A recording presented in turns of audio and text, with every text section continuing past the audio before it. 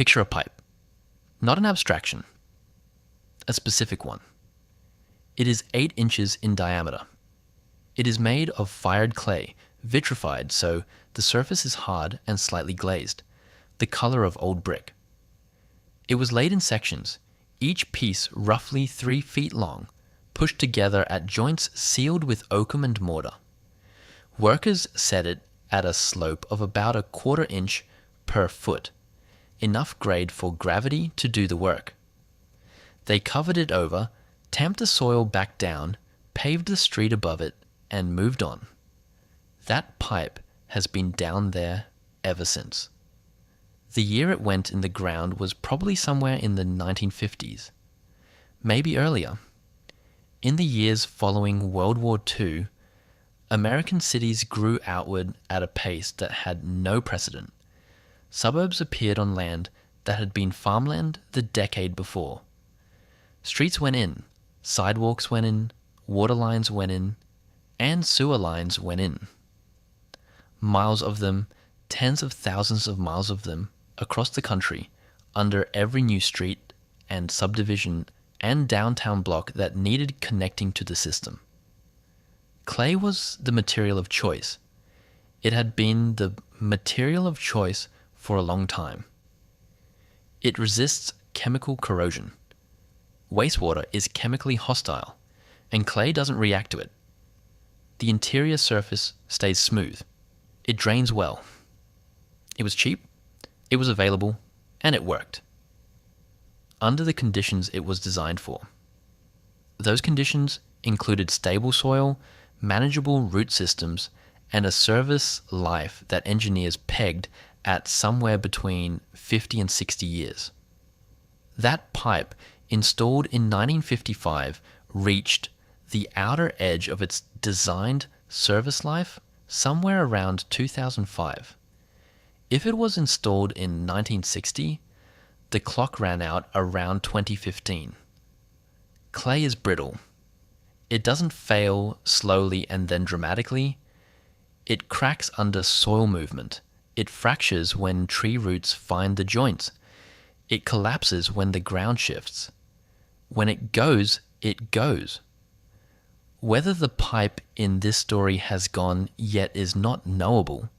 That is almost the entire point. There are roughly 2.2 million miles of underground drinking water pipe in the United States. Laid end to end, that is a distance that would circle the Earth at the equator nearly 90 times. The sewer collection network, the pipes that carry wastewater away from homes and businesses toward treatment, runs a comparable length. Approximately 17,500 publicly owned wastewater treatment plants sit at the downstream end of that network, receiving whatever the pipes manage to deliver. Most Americans will never see any of it. They flush, they turn on the tap, they pour something down the drain, and the system handles it. Until it doesn't. The pipes are under the streets, under the yards, under the parking lots and the parks and the foundations. They were put there to be out of sight. The problem with out of sight is what it does to out of mind. The question at the center of everything that follows is a simple one. When a system this large is this old, and the people responsible for it have been working with incomplete information about its actual condition for decades, what is actually down there right now? What has held and what has not? What is failing quietly, eroding the soil above it, carrying a crack that has been widening for years without anyone sending a camera to look? The answer for most of the network is that nobody knows. That is not an accusation. It is a description of a structural problem that accumulated over 70 years through decisions that each seemed locally reasonable, financed by a funding model that was always assumed to hold and never quite did, in a country that has consistently found it easier to invest in the new than to maintain the old. The pipe is still down there. The clock ran out years ago. The street above it has no idea. American cities did not build their underground infrastructure all at once. They built it in waves, each driven by a different kind of pressure, and each wave used the materials that were available, affordable, and understood at the time. The first wave ran through the late 1800s. Cities were growing faster than their streets could drain and their wells could sustain, and waterborne disease was killing people at rates that concentrated mines. Brick, mortar, and cast iron went into the ground. Some of those installations are still there. A cast iron pipe laid in the 1880s in Philadelphia or Boston or Chicago was not built to carry the sewage of 2026, but in many cases it is doing exactly that. The second wave ran from roughly 1900 through the end of World War II. Clay dominated, cast iron continued, concrete pipe expanded, cities formalized their systems, standardized their specifications, and buried more pipe per decade than any previous generation had. The third wave was the largest. The post-war suburban expansion of the 1950s, 1960s, and into the 1970s put more pipe in the ground, faster than anything before or since. The GI Bill, the highway system, and the cheap cost of undeveloped land at the urban fringe all pushed residential construction outward at a rate that required sewer and water infrastructure to follow immediately. Cities and newly incorporated suburbs laid hundreds of thousands of miles of pipe in 2 decades. That third wave is the one whose clock is now running out across the entire country simultaneously. Clay we have already met. The important thing to understand about clay is not just that it is old, it is that it is brittle in a specific way. It does not bend. It does not flex when the soil around it shifts after a heavy rain or a frost cycle. It cracks cleanly, the way ceramic cracks. Tree roots, which are relentless and indifferent to engineered systems, find the mortar joints and push through. Once a clay joint is compromised, soil begins to migrate into the pipe. The pipe loses its structural support from outside. The crack widens. Clay was phased out as a new installation material by the early 1970s, when PVC became widely available and clearly superior. But phasing out a material for new installations does nothing for what is already in the ground. Every clay pipe installed before 1970 is still there unless someone dug it up and replaced it. Then there is Orangeburg. Orangeburg pipe was manufactured from layers of compressed wood pulp and pitch. Essentially the same basic idea as the cardboard tube inside a roll of paper towels, made slightly more durable and coated in tar. It was developed in Orangeburg, New York, and it had a real appeal for a specific historical moment. It was cheap, it was light, and during World War II, when metal was being rationed for the war effort, it was one of the few pipe materials that did not compete with the military for resources. Production peaked in the 1940s and continued through 1972. The problem with Orangeburg is that it absorbs moisture. That is not a flaw that announces itself quickly. The pipe goes in the ground, it functions, years pass. Then, slowly, the material softens. It begins to deform under the weight of the soil above it. A pipe that was round when it was installed becomes oval. An oval pipe flows less efficiently and traps solids. Eventually, the walls collapse inward. Industry data suggests Orangeburg begins to deform around 30 years of service and tends toward failure around 50. Installations from the late 1940s have been past that threshold since the late 1990s. Much of it was never replaced. It is still down there, in the basements and the lateral lines and the collection mains of neighborhoods that were built during the post-war boom, quietly losing its shape in the dark. Cast iron is the most structurally durable of the legacy materials. The first cast iron water pipes in the United States went into Philadelphia in the 1810s. Cast iron pipe installed in the 1950s and 1960s carries a design life of 75 to 100 years, which sounds reassuring until you run the arithmetic. A cast iron pipe installed in 1950 reaches the lower end of its design life around 2025. One installed in 1955 reaches it around 2030. These are not hypothetical future dates. They are now or nearly now for a significant portion of the cast iron in the ground. The interior corrosion problem is the one that matters most. Cast iron in contact with oxygen and water rusts. The interior of a sewer pipe is wet, chemically active, and in some conditions produces hydrogen sulfide, which converts to sulfuric acid and attacks the pipe wall from inside.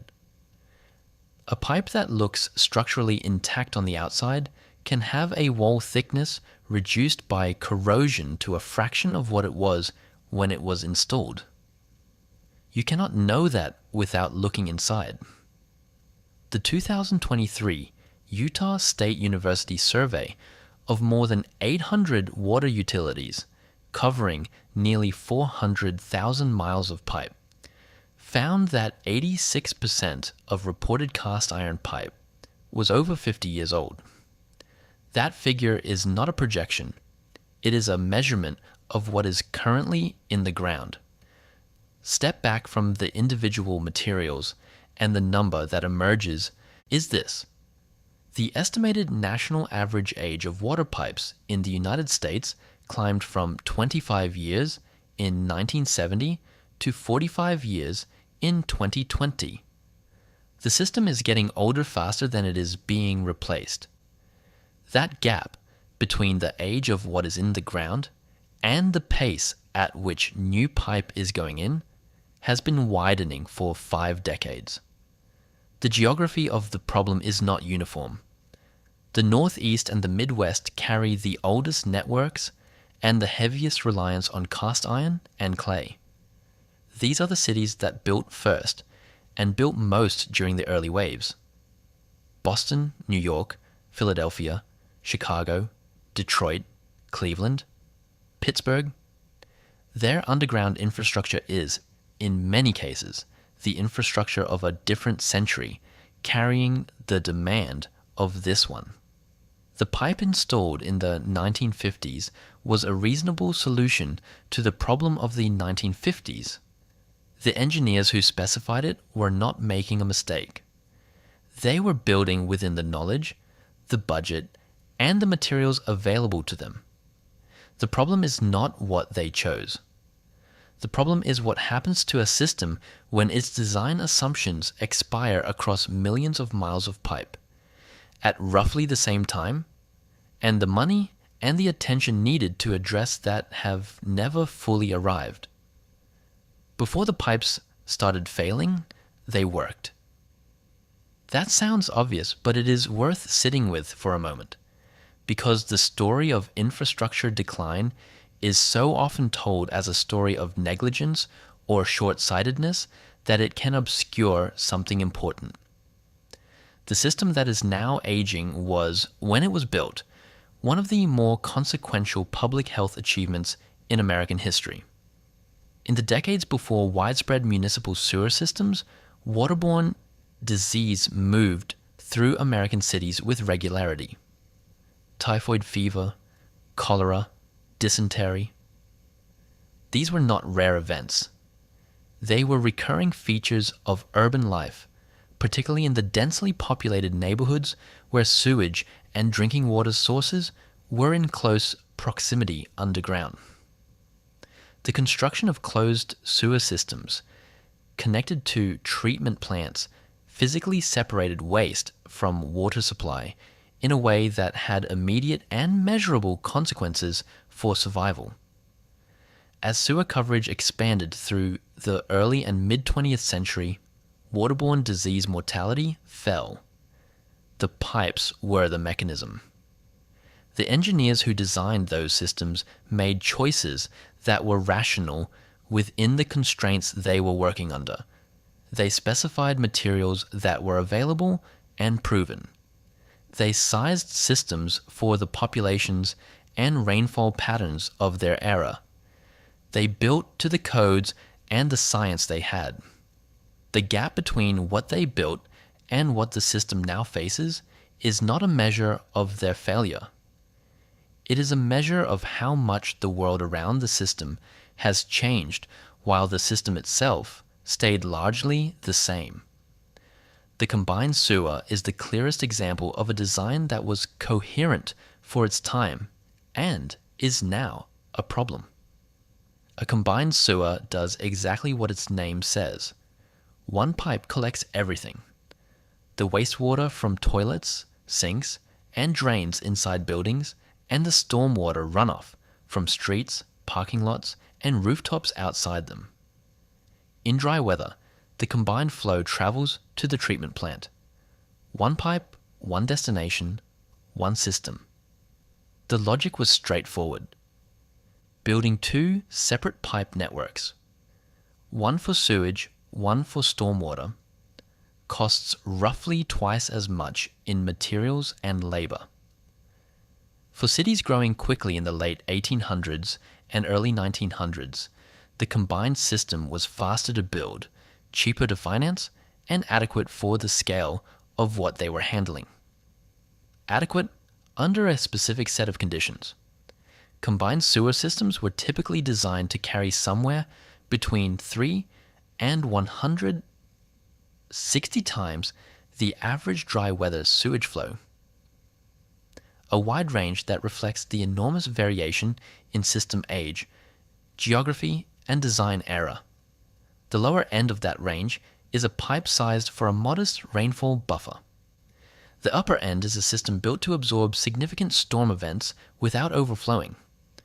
What every combined sewer system shares, regardless of where it falls in that range, is a physical ceiling. When the combined volume of sewage and stormwater exceeds the system's capacity, the excess has to go somewhere. Designers knew this. They planned for it. The system is designed to overflow. The overflow points are engineered outfalls located along the pipe network that open when the hydraulic pressure inside the system exceeds a threshold. What comes out of those outfalls during a storm is not treated. It is a mixture of raw sewage, industrial and commercial wastewater, and whatever the rain picked up on its way off the streets. It discharges directly into the nearest waterway. This is legal. It was designed to be legal. The overflow is the pressure relief valve that keeps the system from backing up into basements and streets. The design assumed a certain rainfall distribution. It assumed that heavy storms would be intermittent, that the system would have time to drain and recover between events, and that the volume of impervious surface in the watershed, the rooftops and pavement that shed water rather than absorbing it, would remain roughly constant. None of those assumptions have held uniformly. Urban areas have added impervious surface as they have grown.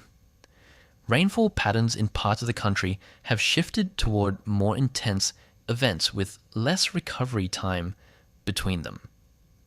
The hydraulic load on combined systems is, in many places, higher than the load the system was designed to absorb. The funding model that built these systems contained a similar embedded assumption, and it proved equally fragile.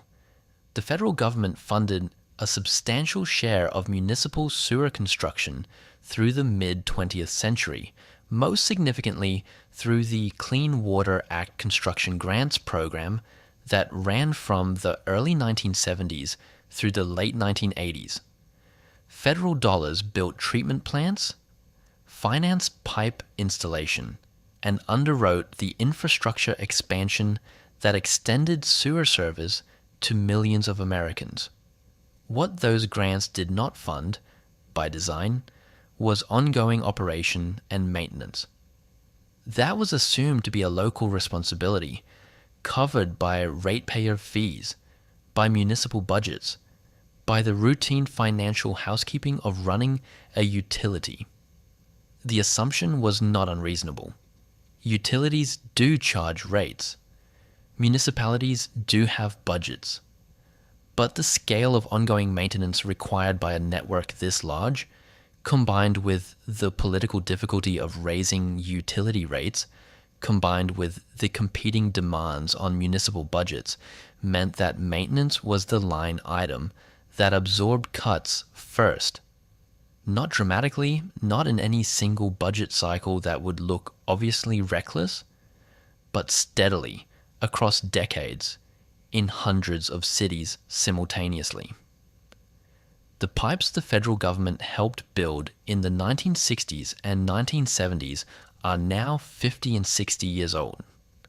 The maintenance funding that was assumed to materialize locally never arrived at the scale the system required.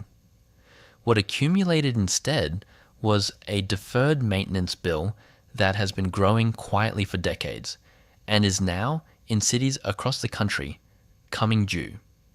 The machine built to look inside a sewer pipe is about the size of a shoebox.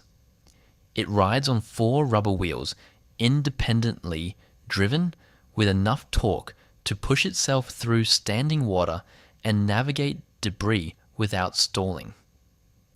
A camera sits at the front, mounted on a pan and tilt head so the operator can rotate the view to examine the pipe wall at any angle. Lights ring the lens. The whole assembly is connected to a surface control unit by a cable that unreels as the crawler moves forward, transmitting live video to a screen where a trained technician watches the pipe interior pass in real time, logging defects, measuring crack widths, noting root intrusion, marking the location of every anomaly against a distance counter so the data can be mapped back to a precise point on the street above. This technology has existed since the 1960s. It has improved steadily. Modern systems record in high definition. Some are paired with software that uses machine learning to flag potential defects automatically, reducing the time a human analyst spends reviewing footage. The equipment is not exotic or experimental. It is standard. It is available. Rental fleets exist. Certified operators exist. The industry around sewer condition assessment is established and functional.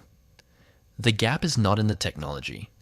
There is no federal requirement that municipalities conduct routine, proactive inspections of their sewer collection systems on any defined schedule.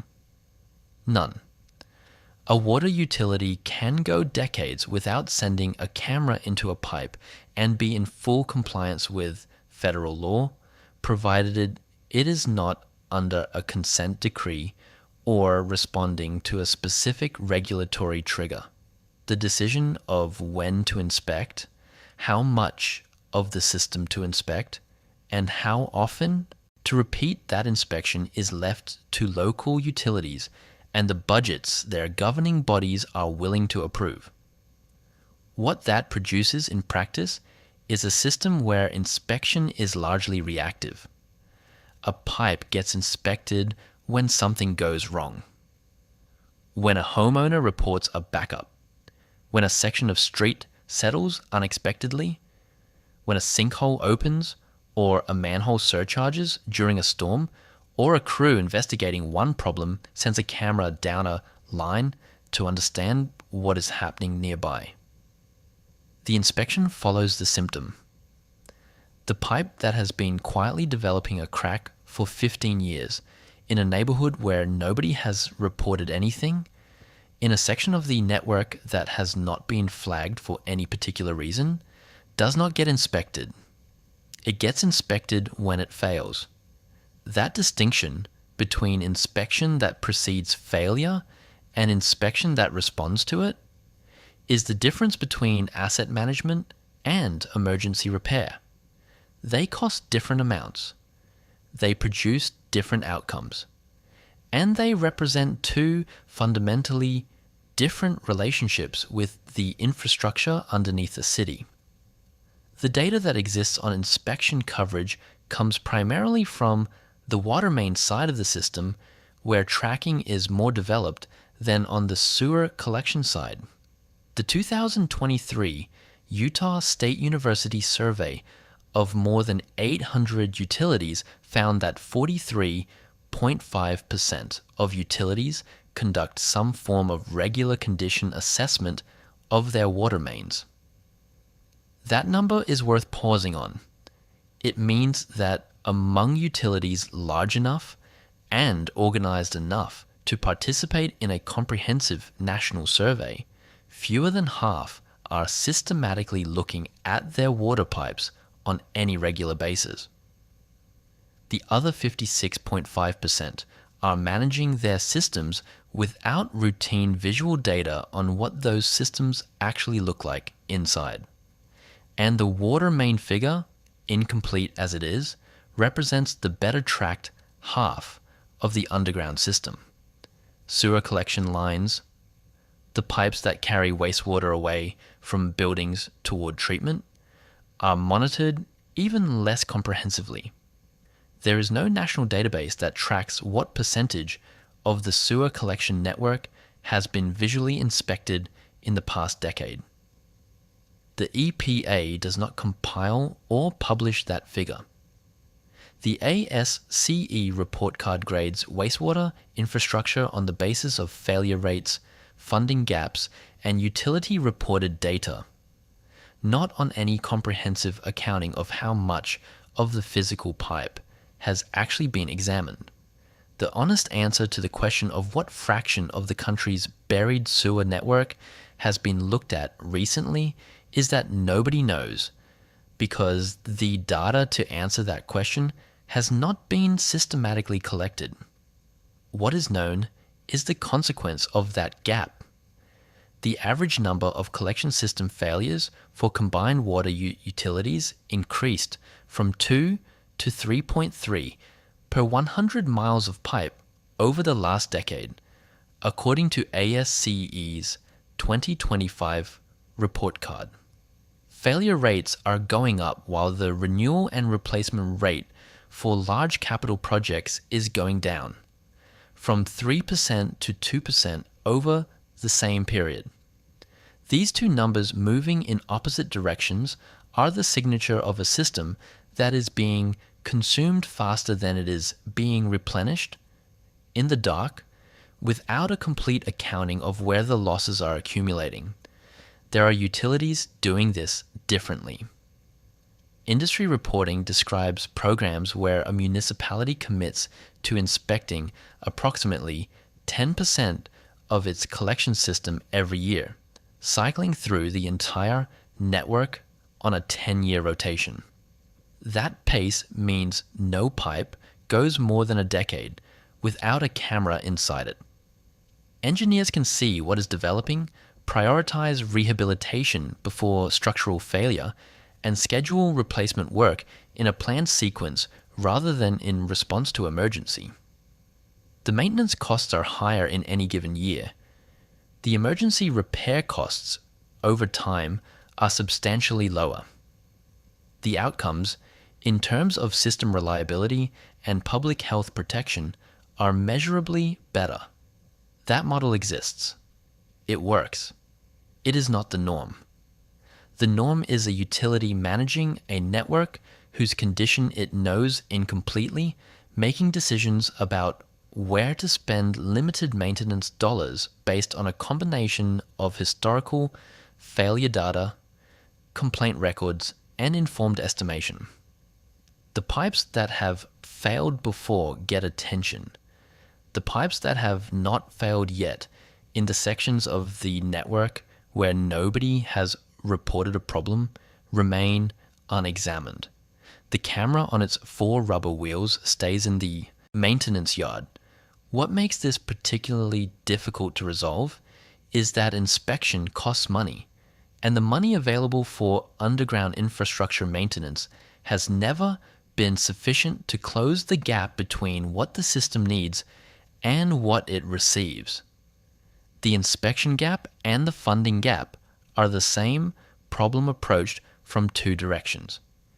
You cannot inspect what you cannot afford to inspect, and the less you inspect, the less you know about where the money most urgently needs to go. That funding problem has its own arithmetic, and it is worth understanding in its own right. 200 years. That is how long it would have taken, at the pace American water utilities were replacing pipe in 2015, to cycle through the entire underground network.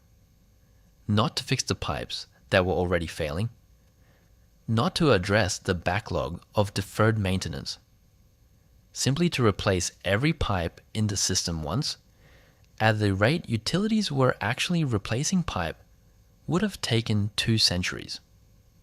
The math is not complicated.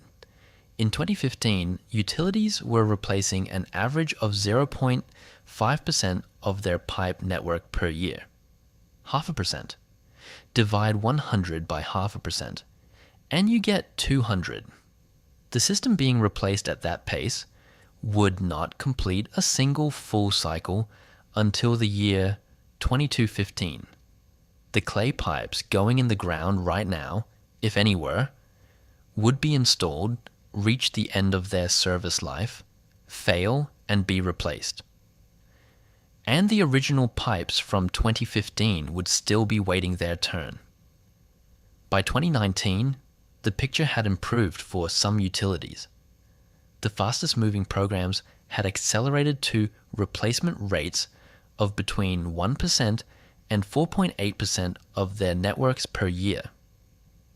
At 1%, the replacement cycle is 100 years. Still beyond the design life of most materials, but less obviously catastrophic than 2 centuries. At 4.8%, the math finally closes. A pipe installed today would be replaced before it reaches the outer edge of its useful life. But this range reflects the utilities that were moving fastest, not the national average. It describes the leading edge of the distribution, not the center. A 2017 survey of utilities in the United States and Canada found that the average replacement cycle across the industry was consistent with replacing each pipe once every 125 years. Clay pipe has a design life of 50 to 60 years. Cast iron, 75 to 100.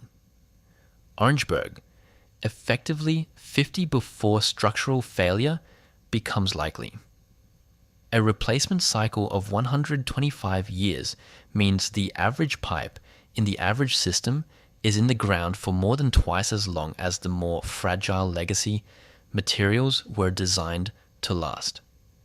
The accumulation of that gap is visible in what the ground is now doing. The 2023 Utah State University survey, covering nearly 400,000 miles of water main across more than 800 utilities, found that approximately 20% of installed water mains in the United States and Canada are beyond their useful lives and have not been replaced. 1 pipe in 5, by the system's own design specifications, should already be gone. The estimated cost of addressing that backlog alone is $452 billion. Not the cost of replacing the entire system, not the cost of upgrading treatment plants or modernizing pump stations, the cost of catching up on just the pipe that has already passed its expiration date. What happens to pipe past its expiration date is not theoretical. It breaks. The same USU survey found an annual break rate of 11.1 per 100 miles of water main.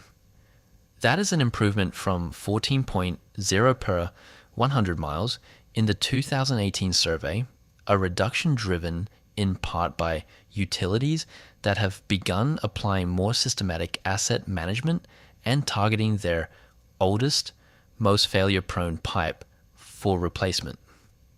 The improvement is real.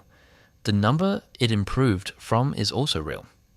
Across an estimated 2.3 million miles of water main, 11.1 breaks per 100 miles translates to roughly 260,000 structural failures per year.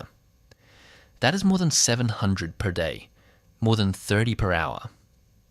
Somewhere in the United States, a water main is breaking approximately every 2 minutes, continuously, around the clock, every day of the year. Each of those breaks sends treated water, water that has been pumped, filtered, chemically adjusted, tested, and pressurized at significant cost into the ground. The total loss from leaks and breaks across the drinking water system amounts to approximately 6 billion gallons of treated water per day. 6 billion gallons is enough to fill more than 9,000 Olympic swimming pools every day. It is water that was processed and then lost before it reached anyone's tap, representing both a direct financial loss and a strain on source water supplies that are, in many parts of the country, already under pressure. The wastewater side of the system is moving in the same direction. The renewal and replacement rate for large capital wastewater projects, the major investments that address aging collection systems and treatment infrastructure, dropped from 3% of the overall system per year to 2% over the last decade. That decline happened while the failure rate in collection systems was rising.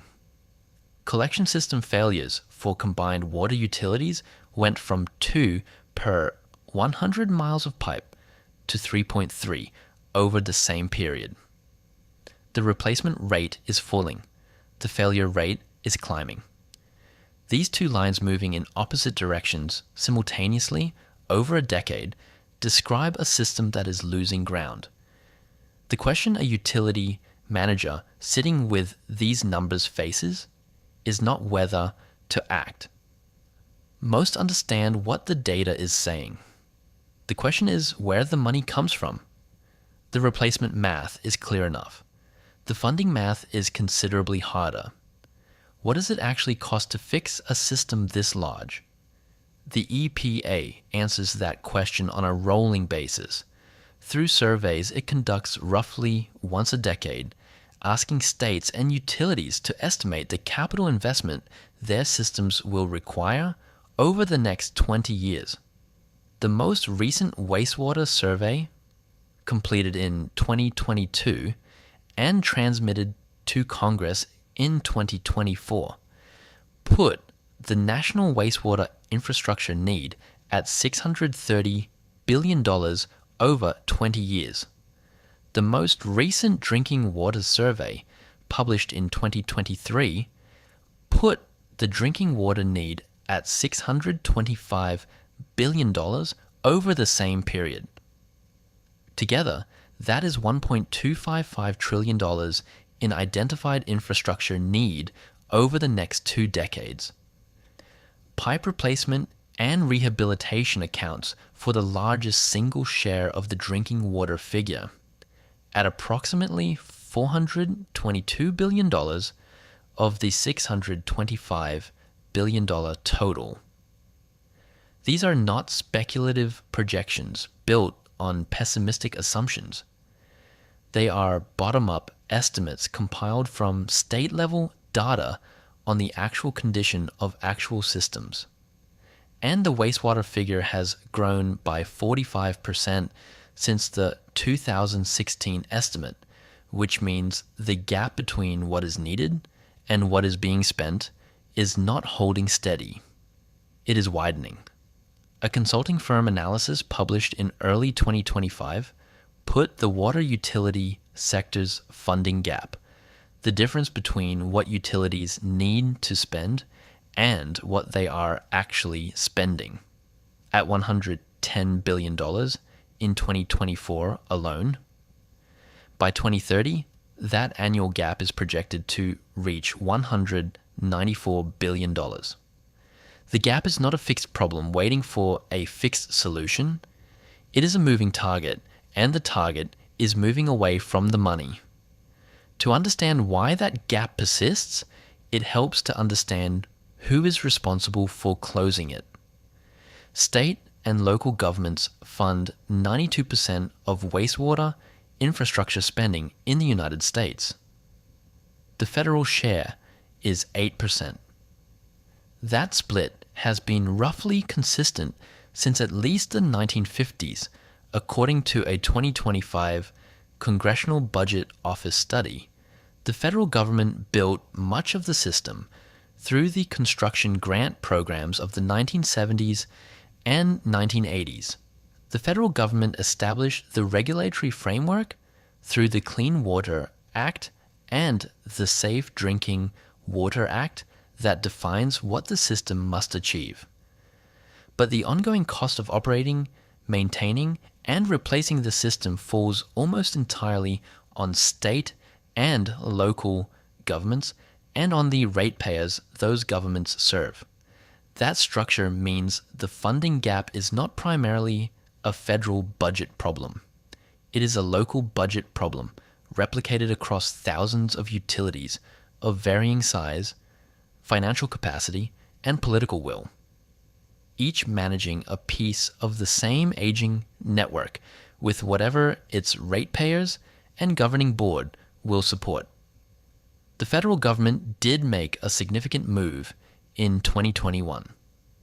The Infrastructure Investment and Jobs Act allocated $50 billion for water infrastructure, the largest single federal investment in water systems in American history.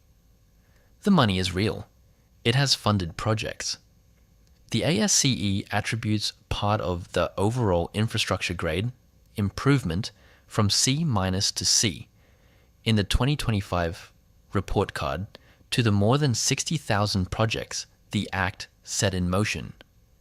$50 billion against $1.255 trillion in identified need is approximately 4 cents on the dollar. Spread over 5 years, it addresses a meaningful share of the most urgent projects. It does not close the gap. It does not come close to closing the gap. It slows the rate at which the gap widens, which is valuable, but it is not the same thing as solving the problem. The remainder falls to ratepayers. The average residential wastewater bill in the United States was approximately $35 per month in 2010. By 2020, it had risen to nearly $65. Water and sewer rates have increased by more than 24% over the past 5 years alone, and analysts project annual increases of 4 to 5% continuing through at least 2030. A monthly bill that doubles over 2 decades is not an abstraction for a household running on a fixed income or a minimum wage job. The EPA sets an affordability threshold at 4.5% of median household income, the point at which water and sewer costs are considered a financial burden. In a significant number of low-income communities, bills already exceed that threshold. The rate increases required to fund infrastructure replacement at the pace the system needs are, in many places, in direct tension with the financial capacity of the people the system serves. The money required to fix the pipes has to come from somewhere. The places it can come from given the funding structure of the system, are limited. Federal appropriations are insufficient at current levels. State budgets are competing with every other public obligation. Local rate increases are constrained by affordability.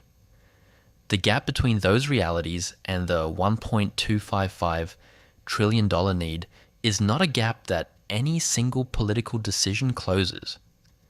It accumulated over 7 decades and will require sustained, compounding investment over at least the next 2 to close. There is one more dimension to the funding problem that does not show up in any dollar figure, but will shape the system's capacity to address its own needs in the coming decade. The median age of the water and wastewater workforce in the United States is 48 years old. That is slightly above the national average across all occupations. Only 10% of the water workforce is under 24. The engineers, operators, and technicians who currently understand how these systems work, where the old pipes run, what the maintenance history of a particular neighborhood looks like, are concentrated in the latter half of their careers. As they retire, the institutional knowledge they carry goes with them, unless it has been documented and transferred, which in many utilities it has not.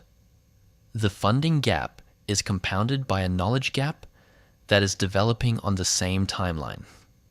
The pipes are aging. The money to replace them has not arrived at the scale required. The workforce that operates the system is aging alongside it. Each of these problems would be difficult in isolation. Together they describe the condition of a system that is being asked to perform at a level its current resources cannot sustain. What that looks like in practice is not always a dramatic failure. Sometimes it is simply water running where it should not be running, in volumes that nobody has fully accounted for, through pipes that nobody has recently examined. And sometimes, particularly when it rains, it becomes considerably more visible. 850 billion gallons. That is the volume of untreated sewage and stormwater that the EPA estimated was being discharged annually from combined sewer systems into American waterways. Rivers, bays, lakes, the water bodies that cities were built beside, that people swim in and fish from and draw drinking water upstream of. That figure comes from 2004. It is the last time the EPA produced a comprehensive national estimate of combined sewer overflow volume. The agency has not updated it since. A 2023 Government Accountability Office report examining the EPA's management of the combined sewer overflow program noted this gap explicitly, and noted further that efforts to control discharges over the intervening 2 decades have likely reduced the total. By how much is not known with precision, because the national tracking system that would answer that question does not exist. The best available figure for the volume of untreated sewage entering American waterways from combined systems is a number that is 20 years old and acknowledged to be an overestimate of current conditions, but by an unquantified margin and without a replacement figure to put in its place. What is known with precision is the structure of the problem. Approximately 700 communities in the United States still operate combined sewer systems. They are concentrated in the places that built first: the industrial cities of the Northeast and the Midwest, the Great Lakes ports, the river towns that grew into manufacturing centers in the 19th century and laid their infrastructure before anyone had conceived of separating sewage from stormwater as an engineering standard. New York, Philadelphia, Pittsburgh, Chicago, Cleveland, Detroit, Washington, D.C., Boston. These are cities with deep combined sewer histories and, in most cases, consent decrees requiring them to address it. In dry weather, the combined system functions as designed. Sewage and wastewater flow through the pipes, reach the treatment plant, get processed, and are discharged to a waterway in a condition that meets regulatory standards. The system is doing its job. Nobody is aware of it. Then it rains.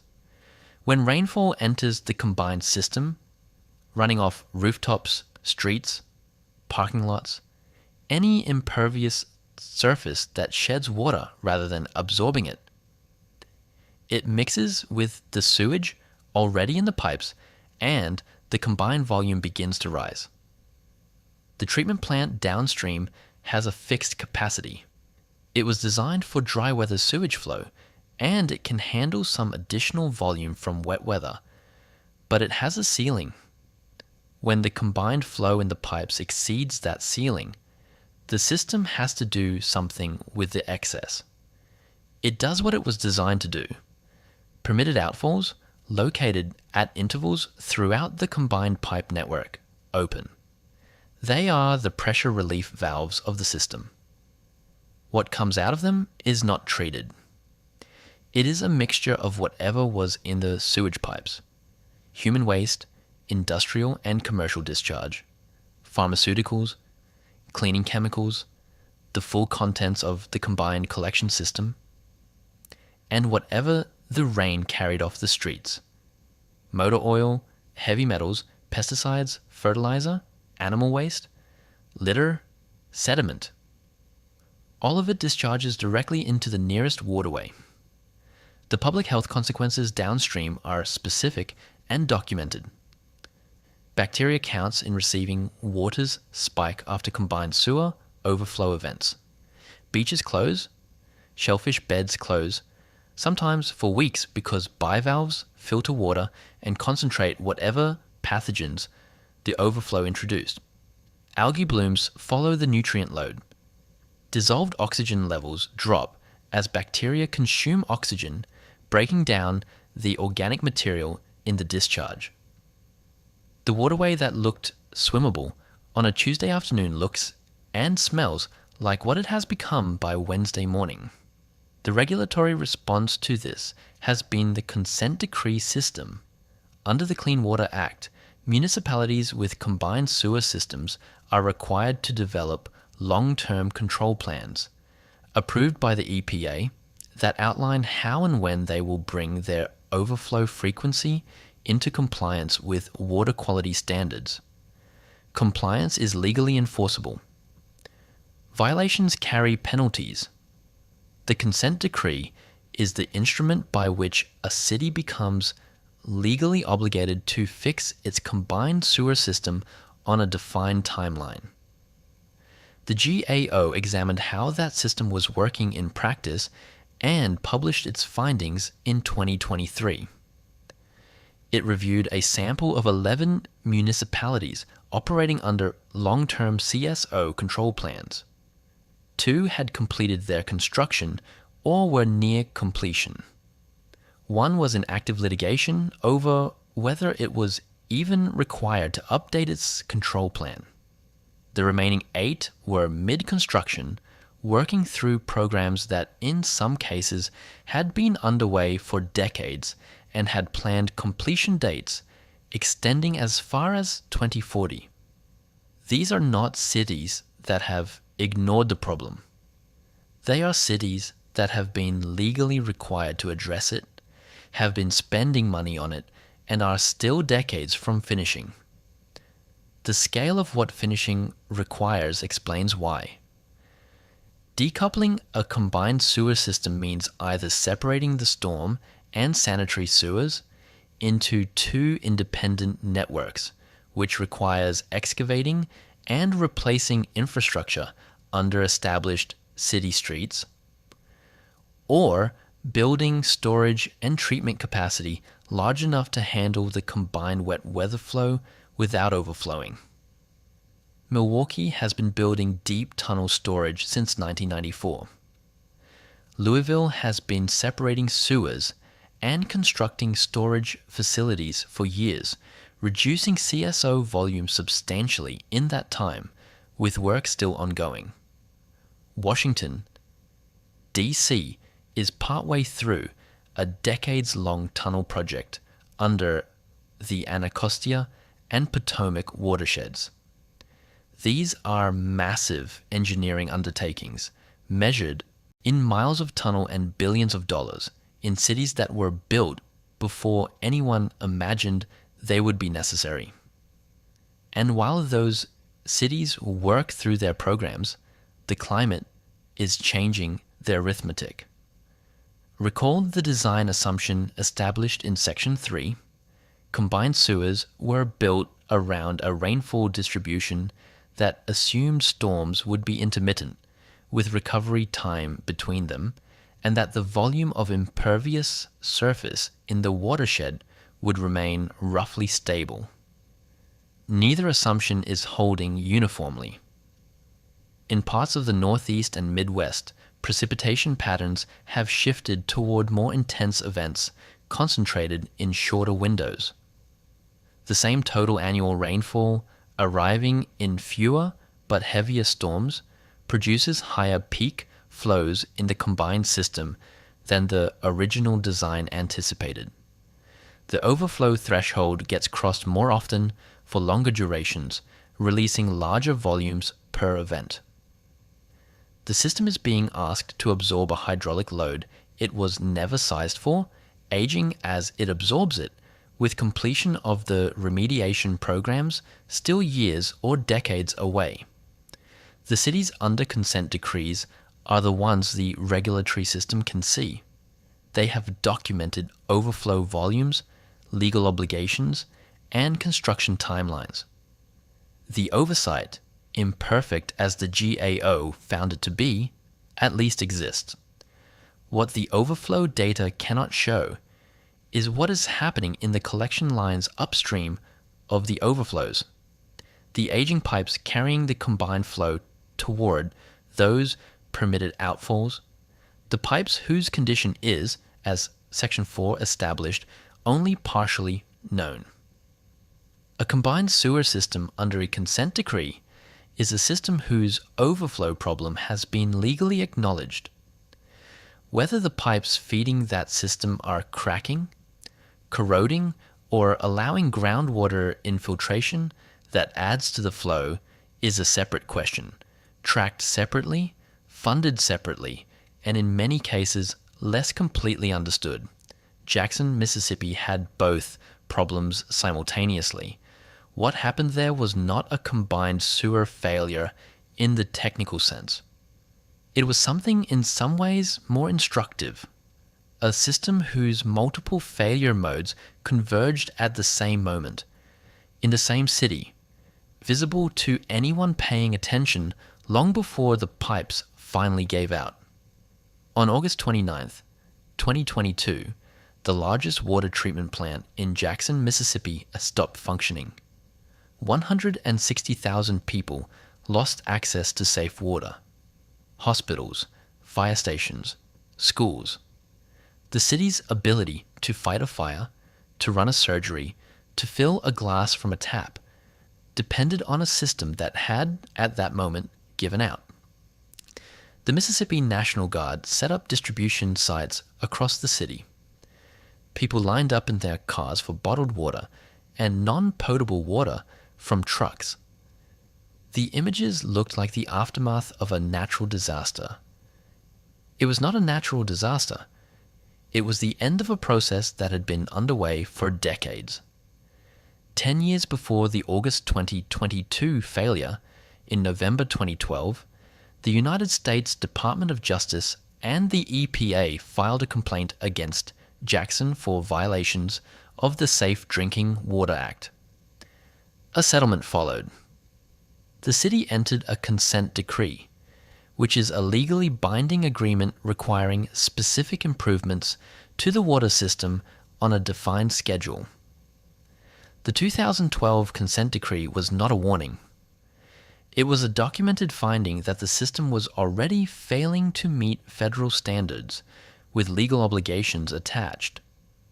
The decade between that consent decree and the 2022 collapse was not a decade of inaction. City officials repeatedly identified the scale of the problem and repeatedly sought funding to address it.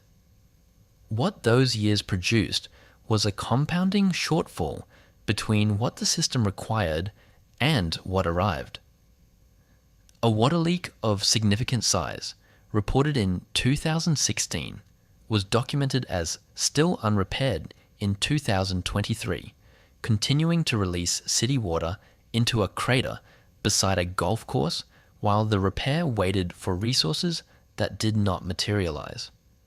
In the years between 2018 and 2022 alone, Jackson recorded more than 7,300 waterline breaks and issued more than 300 boil water notices.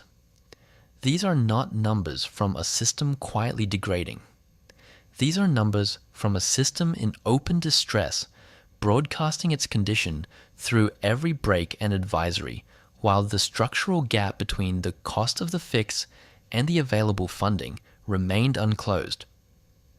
The Boil Water Advisory issued in September 2022, in the aftermath of the plant failure, remained in place until January 2023. The State Health Department continued to advise pregnant residents and families with young children to use bottled or filtered water for drinking and cooking beyond that. Since 2016, the city had issued more than 750 boil water notices in total. What made Jackson's situation particularly instructive for anyone thinking about infrastructure systems rather than about Jackson specifically was this: the drinking water crisis and the sewer crisis were happening simultaneously under separate regulatory frameworks to the same city. While the water treatment plant was failing, untreated sewage was flowing into the Pearl River.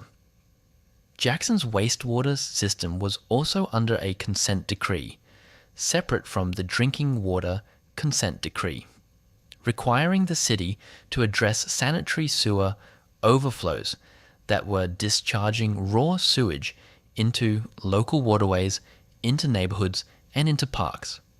Two distinct failure modes. Two distinct legal obligations. One city. The infrastructure underneath Jackson was not failing in one place. It was failing across the system in the way that infrastructure fails when the maintenance bill has been deferred long enough that the bill comes due everywhere at once. The federal money that could have addressed some of what Jackson needed existed. The American Rescue Plan Act of 2021 directed substantial funds toward water and sewer infrastructure. Mississippi received those allocations.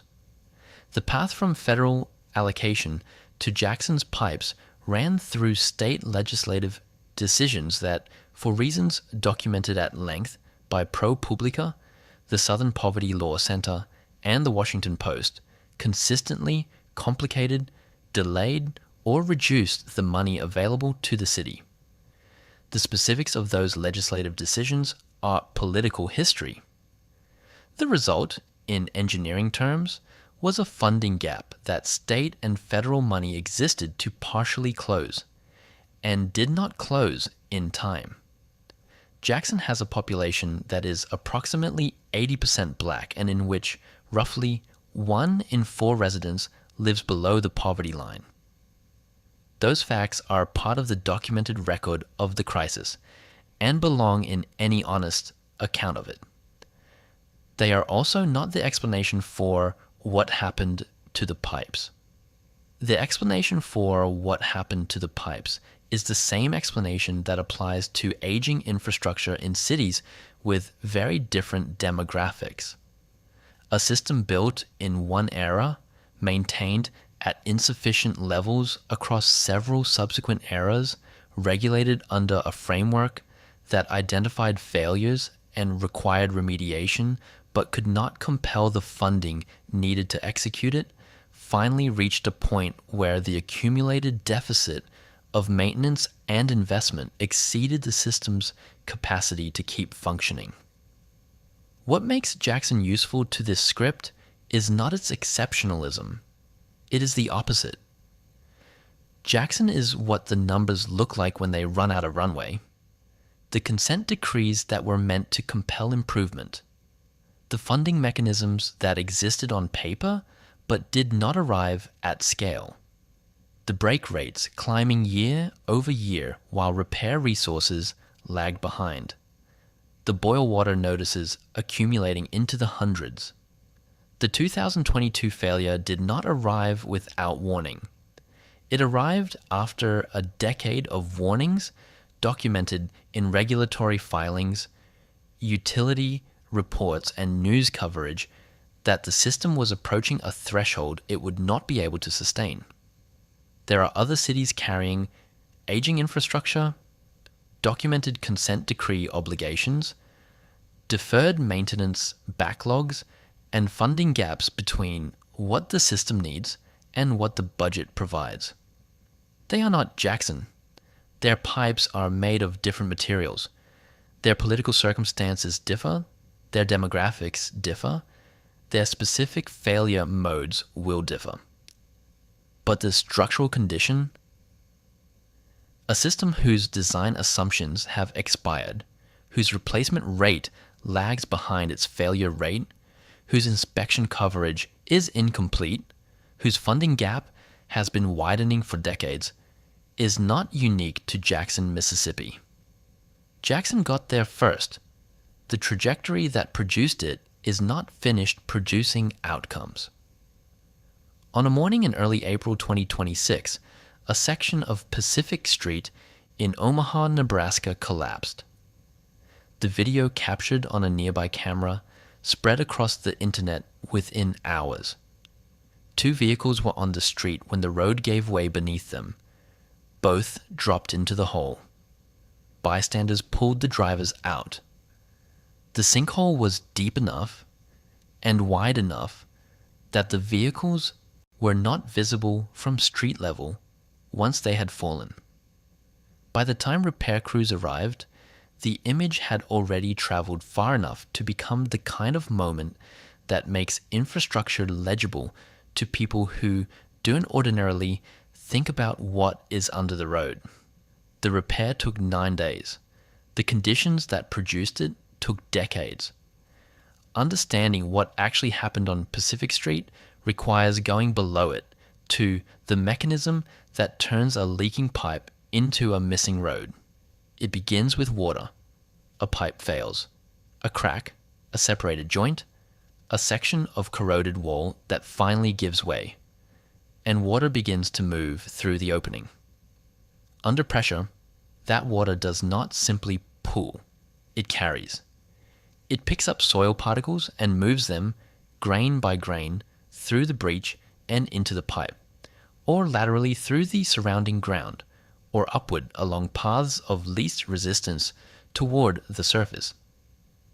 The soil around the pipe loses mass. A void forms. The void grows.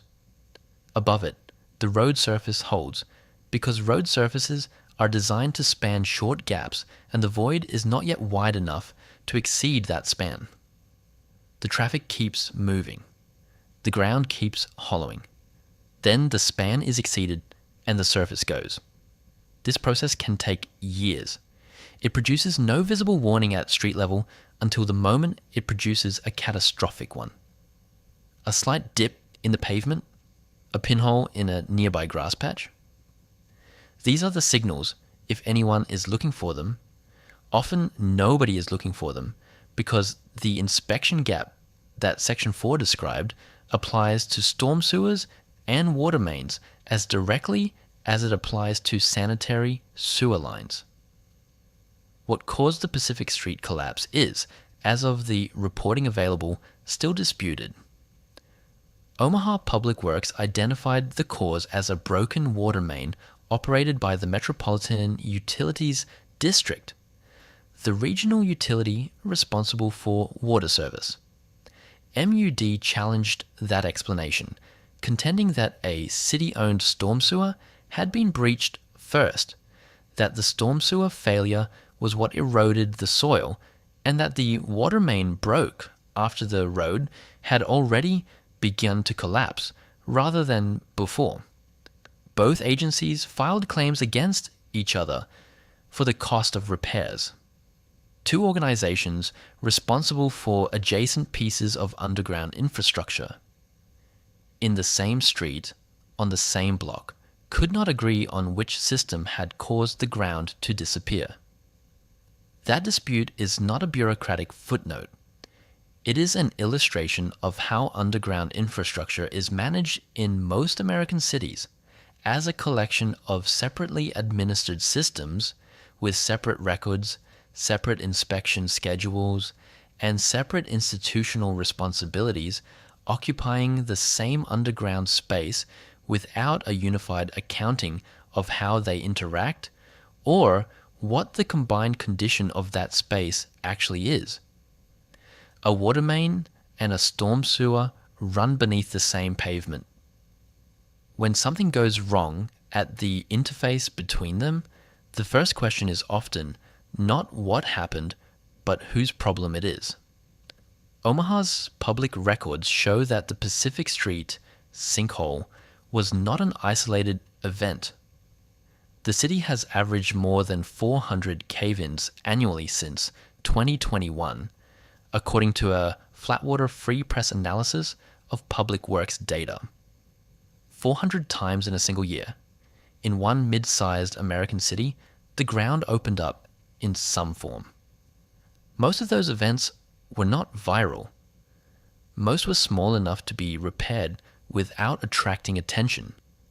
A dip in a sidewalk, a void beneath a curb, a section of alley that required filling.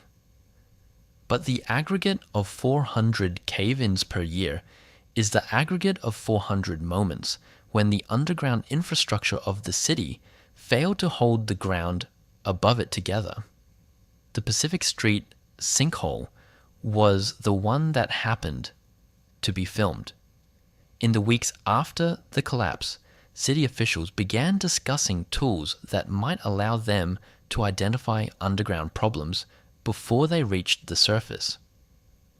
Fiber optic cables capable of detecting temperature anomalies associated with water leaks. Geological surveys that could map where water was concentrating underground. These are real technologies. They are being considered in Omaha in April 2026 because a sinkhole swallowed 2 vehicles on Pacific Street. And the response to that event is generating the kind of institutional attention that the condition of the underground system had not previously generated. A retired geology professor who taught at the University of Nebraska, Omaha, for 4 decades walked past the site shortly after the collapse. He told Flatwater Free Press that the ability to see underground before something happened would be invaluable. He was not describing a technology that does not exist. He was describing a practice that is not yet standard. The proactive examination of what is underground before the ground removes the question of whether to look. Return, for a moment, to the pipe introduced at the beginning of this script. Clay, 8 inches in diameter, installed sometime in the 1950s, designed for a service life of 50 to 60 years. The clock on that pipe expired sometime between 2005 and 2015. The street above it has no idea. The section described this as a structural condition, a gap between the age of what is in the ground and the knowledge available about its current state. Pacific Street, Omaha, April 2026, is what that structural condition looks like when the gap closes in the most visible way available to it.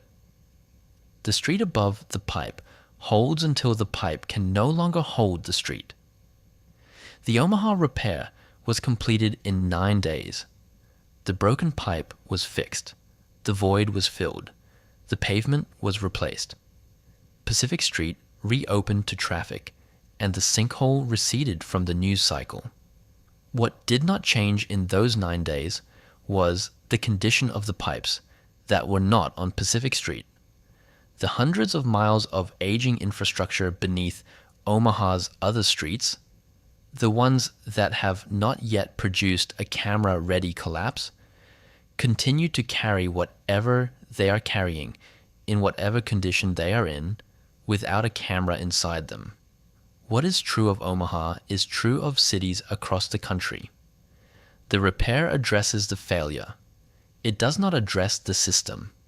And the system, as 7 sections of this script have established, is a network whose condition is only partially known, whose replacement rate lags behind its failure rate, whose inspection coverage is incomplete, and whose funding gap has been widening since before most of the pipes in the ground were installed. The Pacific Street sinkhole was repaired. The question it raised was not. The question that 9 sections of data have been circling is not complicated to state. Given everything that is known about the age of the pipes, the rate at which they are being replaced, the pace at which they are failing, the funding gap that has widened for decades, and the inspection coverage that leaves most of the network unexamined. What is the actual condition of the system right now in the sections nobody has looked at? The honest answer is that it is not fully known. Not by any utility, not by the EPA, not by the ASCE, not by any agency or institution with the authority and the budget to find out. The data that exists is real and rigorous within its limits. The limits are significant. The system is too large, too fragmented across too many jurisdictions, and too inconsistently monitored for any current assessment to be comprehensive. The best available picture of the national underground infrastructure is a mosaic assembled from utility surveys, failure rate data, consent decree compliance reports, and engineering estimates with substantial gaps between the tiles. That picture shows a system moving in the wrong direction on the metrics that matter most. The replacement rate, while improved from the 0.5% annual pace of 2015, remains insufficient in most jurisdictions to cycle through the aging network before the design life of its components expires. The funding gap, which stood at $110 billion in 2024, is projected to reach $194 billion annually by 2030. The combined infrastructure need, $1.255 trillion over 20 years, as estimated by the EPA's most recent surveys of drinking water and wastewater systems, is not shrinking. The 2022 wastewater needs estimate was 45% higher than the 2016 estimate.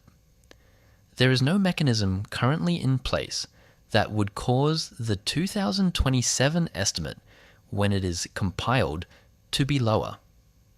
The federal investment made through the Infrastructure Investment and Jobs Act of 2021 is the largest single commitment to water infrastructure in American history, and it is real. Projects are underway because of it. Pipes that would not otherwise have been replaced are being replaced. The ASCE credits the Act's more than 60,000 funded projects as a meaningful contributor to the overall infrastructure grade improvement from C- to C in the 2025 report card. That improvement is genuine. It is also a movement of 1 letter grade on a scale where the water sector's highest component sits at C- and wastewater has never in 8 report cards over more than 2 decades, risen above D+. The Act addresses approximately 4% of the combined identified need. The remaining 96% is still waiting. There are things moving in a better direction. The asset management movement in the water sector is real. As of the most recent ASCE data, approximately 62% of wastewater utilities are using some form of asset management plan to manage their infrastructure, a figure that has grown from earlier reporting periods when the majority of utilities were managing reactively, responding to failure rather than anticipating it. Asset management does not replace aging pipe. It does make the decisions about where to spend limited replacement dollars more systematic, more data-driven, and less dependent on waiting for something to collapse. That is not a small improvement. It is the difference between a utility that knows where its most vulnerable pipe is and a utility that finds out when the street opens. The EPA will conduct its next Clean Watersheds Needs survey in 2027. Planning for that survey is already underway. When the results are compiled, they will provide the most current comprehensive picture available of what the wastewater system needs. That survey will reflect conditions as of approximately 2026 and 2027. It will be published sometime after that. The previous survey, conducted in 2022, found needs 45% higher than the survey conducted in 2016. The survey before that was conducted in 2012, a decade earlier, and the gap between the 2012 and 2022 findings reflects everything that accumulated and was not addressed in the intervening years. The 2027 survey will find what it finds. The trajectory of the previous findings suggests it will not find that the gap has closed. Between now and 2027, the system will continue to change. Pipes will break, some will be repaired, some will be replaced. Some will develop cracks that will not be discovered until something downstream of the crack begins to fail. The CCTV crawlers will go into the pipes that have been scheduled for inspection, in the utilities that have inspection programs, on the timelines those programs allow. They will not go into the pipes that have not been scheduled, in the utilities that inspect reactively on the days when nothing has yet failed. Somewhere in the network, there are pipes that have not been examined in 20 years, 30 years.